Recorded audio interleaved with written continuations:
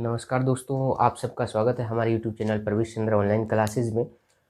दोस्तों, इससे पहले का जो लेक्चर था उसमें हमने बात की शिवालिक श्रेणी के बारे में, और आज जो लेक्चर होगा दोस्तों उसमें हम बात करेंगे यमुना नदी के अपोहा तंत्र के बारे में। और इसके ठीक जो बाद में लेक्चर अपलोड करूँगा उसमें हम दोस्तों पढ़ेंगे मध्य हिमालय और महान हिमालय के बारे में। लेकिन आज मैंने बीच में सोचा कि एक नया टॉपिक आपके बीच में लाया जाए ताकि आप उस टॉपिक में बोरिंग फील ना करें। तो इसीलिए मैंने आज एक नया टॉपिक लाया है, यमुना नदी का अपोहा तंत्र, और इस चीज़ पर हम आज चर्चा करके चलेंगे दोस्तों। धीरे धीरे हम सभी नदियों के बारे में पढ़ेंगे, ठीक है। तो आज जो हम पहली नदी के बारे में पढ़ रहे हैं वो यमुना नदी का अपोहा तंत्र है दोस्तों। तो इस पर हम चर्चा करके चलते हैं। तो दोस्तों, यमुना नदी का अपना पौराणिक महत्व है और वर्तमान परिदृश्य में भी देखा जाए तो इसका अपना महत्व है। तो इसके बारे में हम डिटेल से पढ़ के चलते हैं मेरे दोस्तों। देखिए, यमुना नदी अगर हम बात करें तो सबसे पहले उत्तरकाशी जनपद में जहाँ से गंगा नदी का उद्गम होता है वो होता है दोस्तों गंगोत्री ग्लेशियर से, या गंगोत्री हिमनद।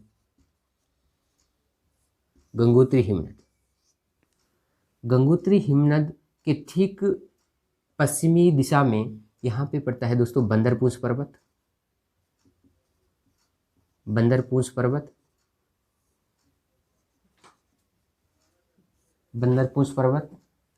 और बंदरपूंछ पर्वत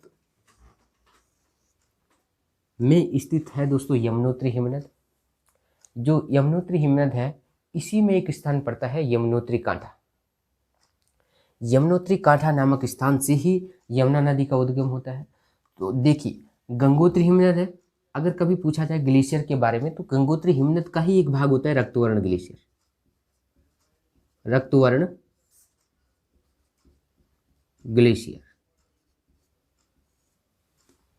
ठीक है दोस्तों। गंगोत्री हिमनद का ही भाग है रक्तवर्ण ग्लेशियर। ठीक इसके पश्चिम दिशा में बंदरपूंछ पर्वत है और बंदरपूंछ पर्वत के अंतर्गत आता है यमुनोत्री ग्लेशियर, और यमुनोत्री ग्लेशियर का एक भाग है दोस्तों यमुनोत्री कांठा। कौन सा भाग है? यमुनोत्री कांठा,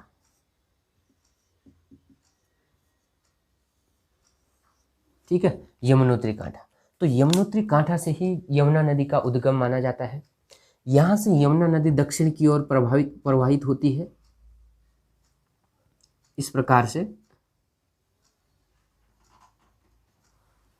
ठीक है।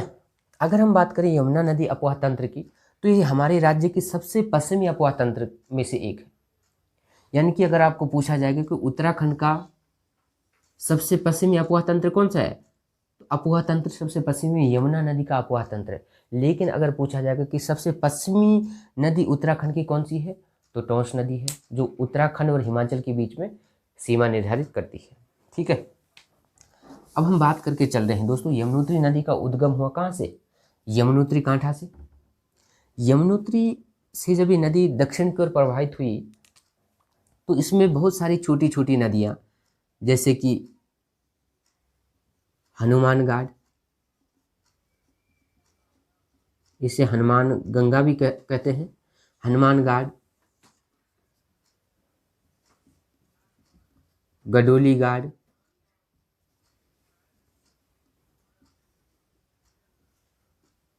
कृष्ण घाट,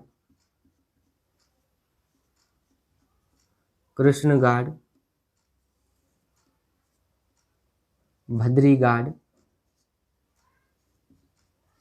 घाट, और अगर हम बात करें बहुत सारी छोटी छोटी नदियां मिलती हैं, अलार घाट,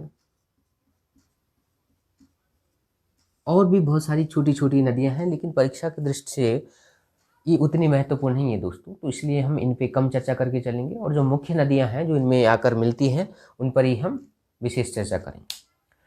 तो जब यमुनोत्री कांठा से ये दक्षिण की ओर प्रवाहित हुई तो इसमें हनुमान गंगा, गडोली घाट, भद्री घाट, कृष्ण घाट, अलार घाट, रिखणी घाट, बहुत सारी पुजियार घाट, बहुत सारी छोटी छोटी स्थानीय घाट आकर मिलती हैं। लेकिन अगर हम बात करें महत्वपूर्ण नदियों में से तो सबसे पहले इसमें आकर मिलती है जो महत्वपूर्ण नदी है वो है कमलघाट। कौन है दोस्तों? कमलघाट।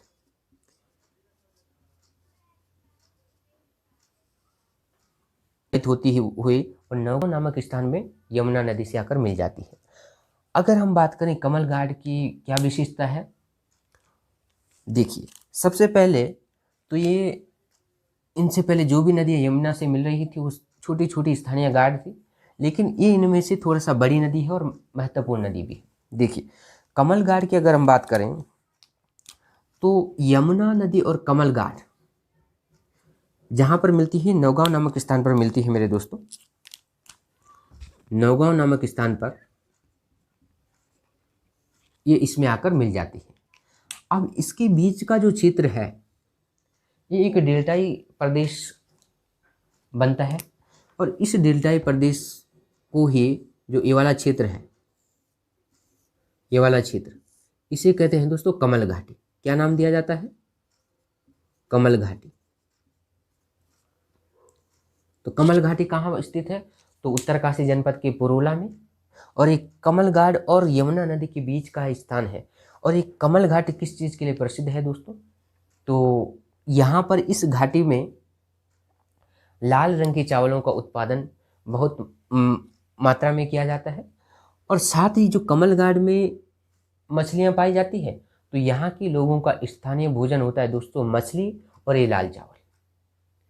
ठीक अगर हम ऐसी स्थिति को अगर भारत में देखें तो बंगाल की अगर हम बात करें तो बंगाल में भी वहाँ पर बहुत सारा डेल्टाई प्रदेश है, वहाँ पर भी चावल का उत्पादन अत्यधिक होता है, और साथ ही वहाँ पर मछली और चावल का भोजन किया जाता है। तो ऐसी स्थिति यहाँ पर उत्तरकाशी में कमल घाटी में पाई जाती है। तो इसीलिए कमल घाटी को उत्तराखंड का मिनी बंगाल कहा जाता है दोस्तों। याद रखना कि उत्तराखंड का मिनी बंगाल किसे कहा जाता है?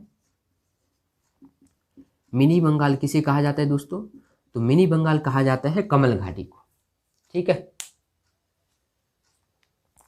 और ये जो लाल रंग के चावल होते हैं मेरे दोस्तों, इन्हें स्थानीय नाम जो दिया जाता है उसे चरदाना कहते हैं। क्या कहते हैं? चरदाना। ठीक है, ये आपके जनरल नॉलेज के लिए है। मुझे नहीं लगता कि परीक्षा में पूछा जाएगा कि इस चावल का नाम क्या है, स्थानीय नाम, लेकिन आप अपने जनरल नॉलेज में इसको रख सकते हैं। तो इसका स्थानीय नाम जो होता है दोस्तों ये चरदाना होता है। ठीक है। अगर हम बात करें दोस्तों इसके बाद हमने बात की कि गंगोत्री हिमनद के ठीक पश्चिम में बंदरपूंछ हिमनद, और बंदरपूंछ हिमनद का ही भाग माने बंदरपूंछ पर्वत का ही भाग है एक स्वर्गारोहिणी ग्लेशियर। स्वर्गारोहिणी ग्लेशियर में एक ताल पड़ता है दोस्तों, कौन सा? मंडिया ताल। मंडिया ताल ये इसी बंदरपूंछ पर्वत का ही भाग है स्वर्गारोहिणी ग्लेशियर। स्वर्गारोहिणी ग्लेशियर में पड़ता है कौन सा?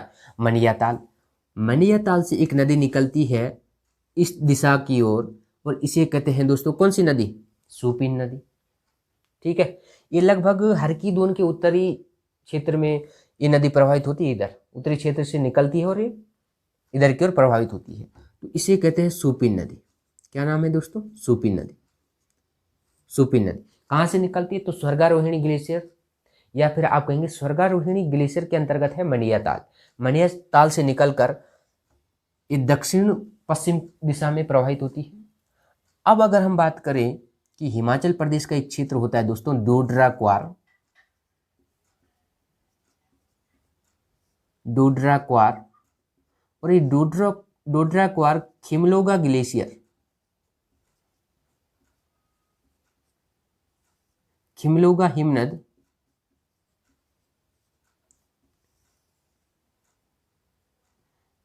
खिमलोगा हिमनद के दक्षिण में स्थित है डोडरा क्वार। ये हिमाचल की बात कर रहे हैं। इससे पहले हम पढ़ रहे थे मंडिया ताल, ये उत्तरकाशी जनपद में है। और जबकि अब अगर हम बात करें डोडरा क्वार की, तो डोडरा क्वार हिमाचल प्रदेश में स्थित है, वहां पर ही खिमलोगा ग्लेशियर के दक्षिणी भाग में स्थित होता है। ठीक है। डोडरा क्वार से एक नदी निकलती है, इसका नाम होता है दोस्तों रूपिन। क्या नाम होता है? रूपिन। रूपिन नदी। अब रूपिन और सुपिन जब आपस में मिली तो वो स्थान का नाम होता है दोस्तों नैटवाड़। आपने सुना होगा मोरी नेटवा, तो नेटवा नामक स्थान पर ये आपस में मिल जाती हैं, रूपिन और सुपिन। तो यहीं से अगर जब ये आगे बढ़ती है तो इसी का नाम हो जाता है मेरे दोस्तों टॉस नदी। और टॉस नदी का उद्गम कहें या फिर हम ऐसे कहें कि रूपिन और सुपिन की संयुक्त जलधारा जो होती है नेटवार से जब आगे प्रवाहित होती है तो उसी को हम टॉस नदी कहते हैं। ठीक है, अब यहाँ से टॉस नदी का प्रवाह इस प्रकार हुआ। ठीक है, और टॉस नदी आकर के कालसी डाक पत्थर में यमुना से आकर मिल जाएगी। कहाँ पे मिलेगी? कालसी डाक पत्थर, विकासनगर में, कालसी डाक पत्थर में। तो यमुना नदी में टॉस नदी कहाँ पर आकर मिलती है? तो कालसी विकासनगर यानी कि कालसी डाक पत्थर में आकर मिल जाती है नगर में। तो टॉस नदी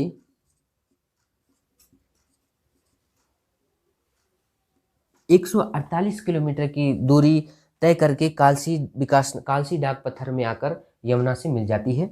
और टॉस नदी के साथ में बहुत सारी छोटी छोटी नदियां आकर मिल जाती हैं। जैसे अगर हम बात करें हनोल की, हनोल, तो हनोल में टॉस नदी से आकर मिलती है दाड़िम घाट। परीक्षा में पूछा जा सकता है कि हनोल में टॉस नदी से कौन सी नदी मिलती है? तो दाड़िम घाट। और दूसरी जो नदी है वो है दोस्तों ये खूनी गाड़, ये भी हनोल में ही मिल जाती है, खूनी गाड़। खूनी गाड़ और दाड़िम गाड़ हनोल में किस नदी से मिल रही है? टॉस नदी से मिल रही है। ठीक है, अगर हम बात करें यमुना से इस तरफ का जो क्षेत्र है, टॉस और यमुना नदी के बीच का जो ये वाला क्षेत्र है दोस्तों, ये सारा जौनसार वाला क्षेत्र आ गया है। कौन सा क्षेत्र है? जौनसार वाला। ठीक है, जबकि अगर हम इस तरफ की बात करें तो इस तरफ आपका जौनपुर वाला क्षेत्र आ जाएगा। ठीक है, देखिए अनोल में दाड़िम गाड़ और खूनी गाड़ टॉस से आकर मिल गई। दूसरा आपने सुना होगा जौनसार बाबर, तो जौनसार बाबर में एक नदी आती है दोस्तों, पाबर नदी।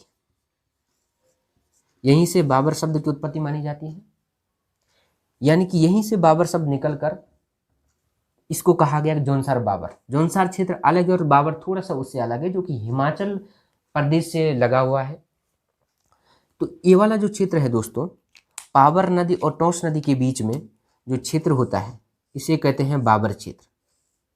क्या कहते हैं? बाबर क्षेत्र, बाबर क्षेत्र। और ये बाबर नदी टॉस में कहाँ पर मिलती है? तो ये मिलती है दोस्तों त्यूनी नामक स्थान में। त्यूनी नामक स्थान में बाबर नदी टॉस में आकर मिल जाती है।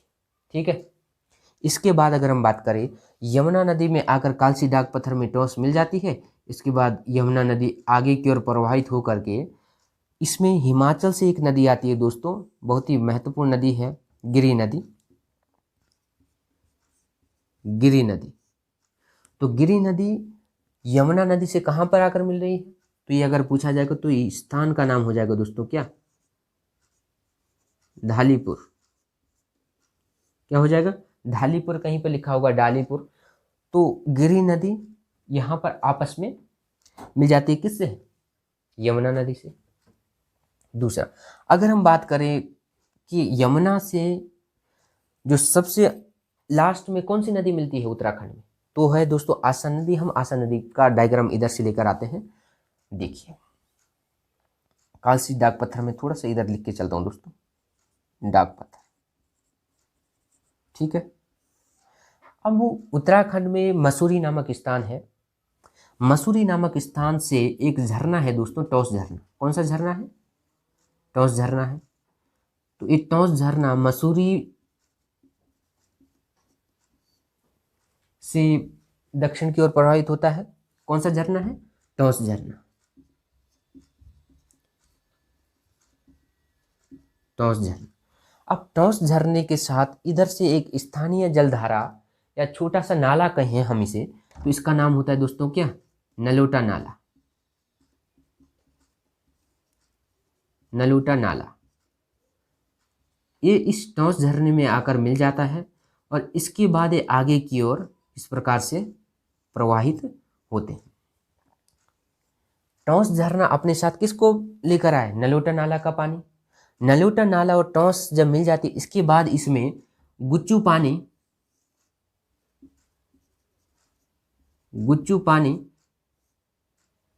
इसका जो जल होता है ये इसी पानी में मिल जाता है। टॉस झरना और नलोटा नाली का जो से मिलकर जो संयुक्त जलधारा आई, इसी में आगे आकर गुच्चू पानी वाला जल मिल जाता है।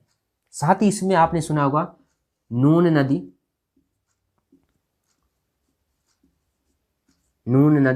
ये उत्तराखंड की भाई एक महत्वपूर्ण नदियों में से भी एक हो सकती है, क्योंकि जब उत्तराखंड में नमक सत्याग्रह आंदोलन चला था तो इसी नदी के आसपास जो है नमक बनाया गया था दोस्तों, इसलिए महत्वपूर्ण बन जाती है। कौन सी नदी? नून नदी। तो नून नदी इस टॉस झरना और नलोटा नाला का जो संयुक्त जलधारा थी, इसमें आकर मिल जाती है। कौन सी? नून नदी। इसके बाद अगर हम बात करें आगे,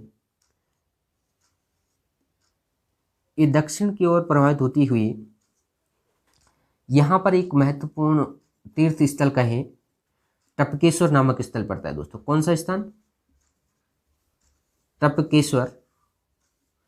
टपकेश्वर मंदिर या टपकेश्वर स्थान कहाँ पर पड़ रहा है? ये आसन नदी के तट पर है दोस्तों। अगर पूछा जाएगा परीक्षा में किस नदी के तट पर है, तो आसन नदी के तट पर है।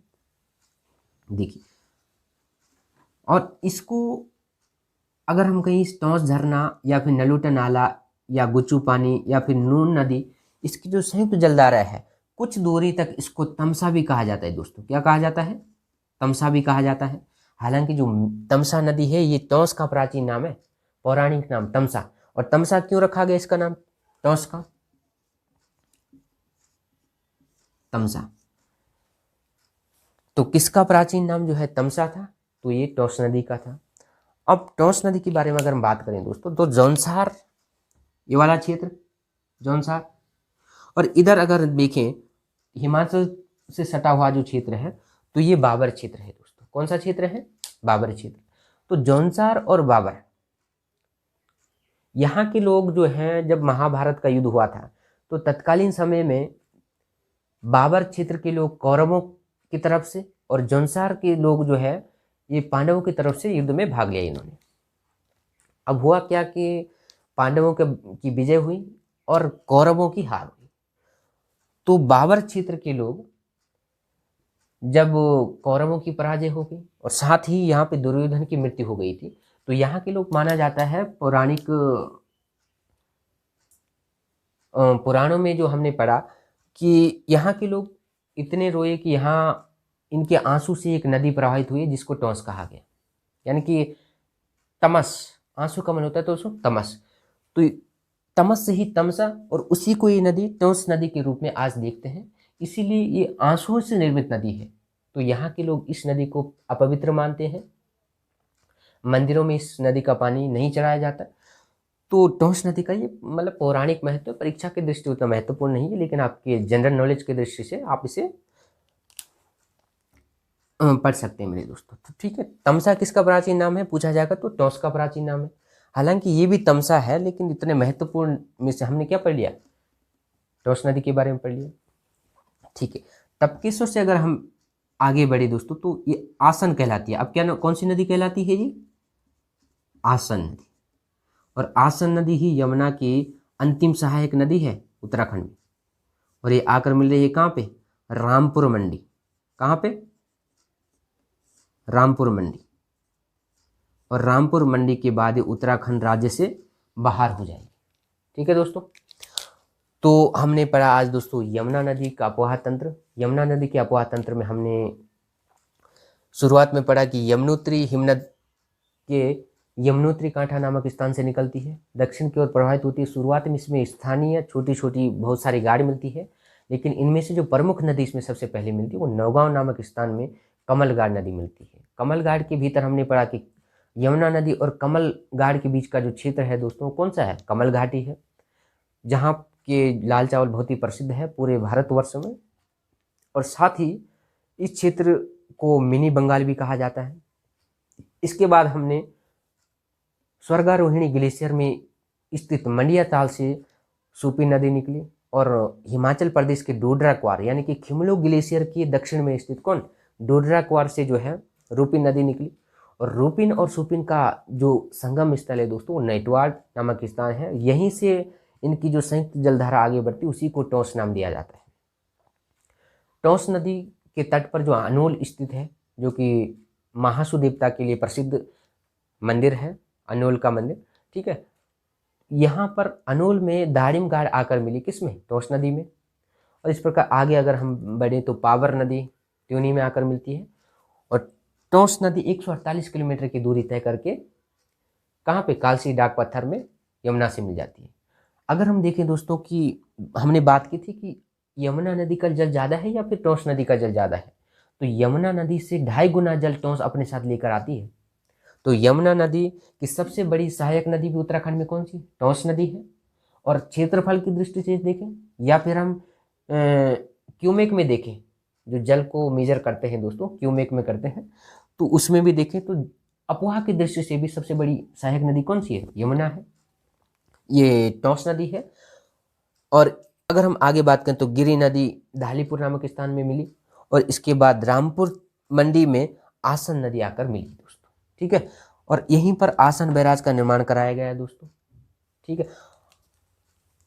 सबसे पहले हमने पढ़ा गंगोत्री ग्लेशियर, इसके ठीक पश्चिम में बंदरपूंछ है, यहीं से जो है यमुनोत्री हिमनद में स्थित एक यमुनोत्री कांठा नामक स्थान है दोस्तों, यहीं से यमुना नदी का उद्गम होता है।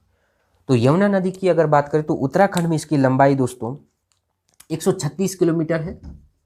कितना है? 136 किलोमीटर।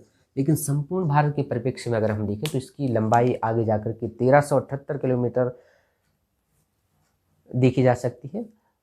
तो दोस्तों आज का जो लेक्चर है, आज हम इस नदी के बारे में हमने पढ़ा, यमुना नदी का अपोहा तंत्र। नेक्स्ट लेक्चर में हम बात करेंगे दूसरे नदी तंत्र के बारे में। धन्यवाद दोस्तों।